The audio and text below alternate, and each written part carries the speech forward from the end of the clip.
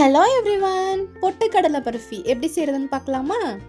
அதுக்கு ஒரு மிக்சர் ஜாரில் 1 கப் அளவுக்கு பொட்டுக்கடலை சேர்த்துட்டு அதே கப்பில் 1 கப் சுகர் சேர்த்துக்கிறேன்.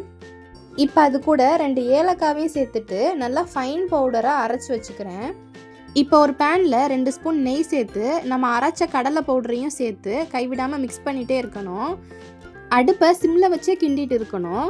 இடையில கொஞ்சமாக காய்ச்சி ஆற வச்ச பாலும் இதில் சேர்த்துருக்கேன். இந்த கன்சிஸ்டன்சி வந்ததுக்கப்புறமா ஒரு ட்ரேயில் நெய் தடவிட்டு அது சூடாக இருக்கும் போது அதில் ட்ரான்ஸ்ஃபர் பண்ணி இந்த மாதிரி ஸ்பூன் வச்சு சமப்படுத்தி விட்டுறணும்.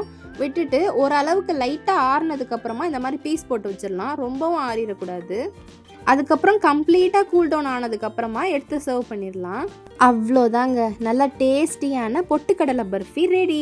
வீட்டில் இருக்க பொருட்களை வச்சு ஈஸியாக குயிக்காக ஒரு ஸ்வீட் செய்யணும்னா இதை செஞ்சு பாருங்கள். டேஸ்ட் அல்டிமேட்டாக இருக்கும். நீங்களும் இந்த ரெசிபி உங்கள் வீட்டில் ட்ரை பண்ணி பார்த்துட்டு எப்படி இருந்துச்சுன்னு கமெண்ட்ஸில் சொல்லுங்கள். நான் வேறு ஒரு வீடியோவில் பார்க்குறேன். பாய்.